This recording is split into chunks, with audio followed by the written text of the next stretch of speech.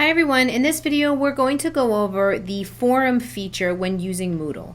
To set up a forum in Moodle, it's very simple to do. You can do so by going to the upper right hand corner here, and the first thing you want to do is turn your editing button on as normal. Then you want to choose the section in which you want to put the forum and click Add an Activity or Resource.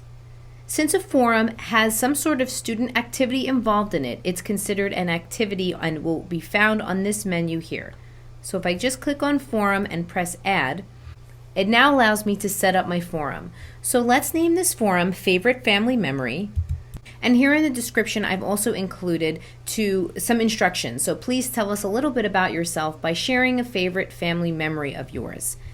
The forum type is what's important here because you want to choose what kind of forum you want to give to your students. We're going to talk about two in this video, the first being the default forum, which is the standard forum for general use.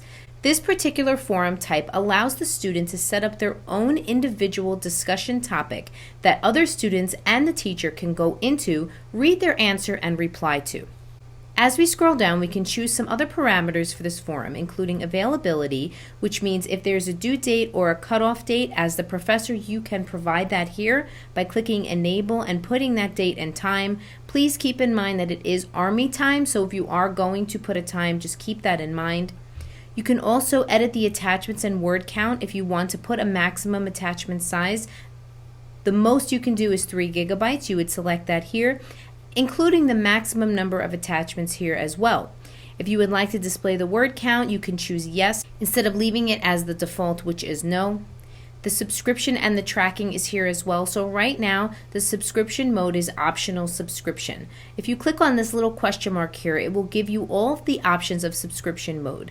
If you choose optional subscription, which is the default, the participants can choose whether or not they want to be subscribed. If you have a forced subscription, everybody is subscribed and they cannot unsubscribe. An auto subscription is everyone is subscribed initially, but they can choose whether or not they want to subscribe or not later on. And subscription is disabled, meaning subscriptions are not allowed. Regardless of whether a student is subscribed or not, they're still able to access that forum. So even if you disable the subscription, they're still able to access it. It just means that they will not be notified every time someone makes an entry into the forum. There's a few other options here like discussion locking, post threshold for blocking, and all of these options you can learn more about by clicking on the little blue question mark here. If you would like to grade your forum, you can do so here by putting in what grade category your forum falls into. And if you do have a grade category, these would have to be created before you actually create the forum. Right now, we do have a quizzes category, but if that doesn't fall into where this forum goes, you can go into the gradebook and create one specifically for forums, and then you'll have that option here. Right now, we have exactly what we need to set up a basic forum, so we're going to go ahead and click Save and Return to Course.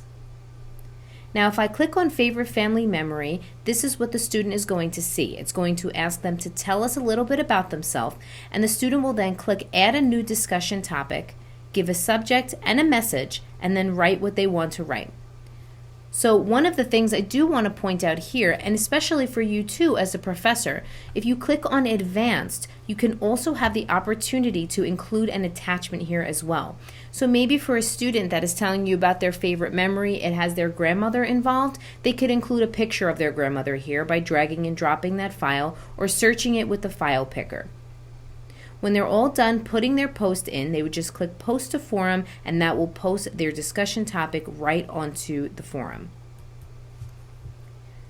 Now I want to talk about one other type of forum by going back to the main page here, and we're going to follow the same instructions by clicking Add an Activity or Resource, choosing Forum, and we'll call it the same thing.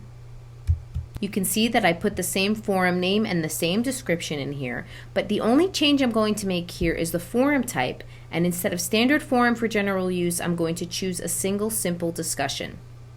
You can make any changes you like to any of these options here, but for this video we're just going to show the forum type. I'm going to scroll down to the bottom and click Save and Return to Course. So if I click on the second favorite family memory here, this is what the student will see.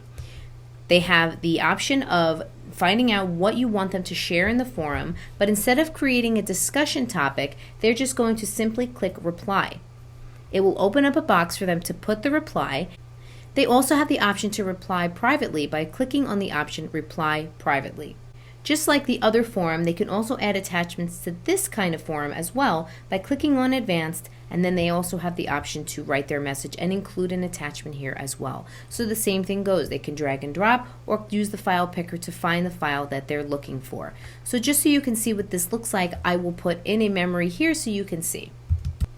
Here's the memory that I have included here inside the message. I'm not going to include an attachment, but I'm going to just click post to forum, and then my memory is going to show up directly under this one since I've replied to it. If you want to see what the other one looks like, I'll show you that as well. So I'm going to go back to the main page, click on the first favorite family memory, and in this case I want to add a new discussion topic. I can put whatever subject I want, so I could just put favorite family memory again, and then I'm just going to paste it in here and do the same post to forum. So now the difference is, instead of having just a reply to that initial question, I have my own separate discussion topic that I've created. And if a student or a participant wants to read what I've said, they can click inside of my discussion topic to see what I've written. After that, the replying is exactly the same in the other forum type. Creating a forum is a great way to have a discussion with your students, gather ideas, and have them communicate with each other online.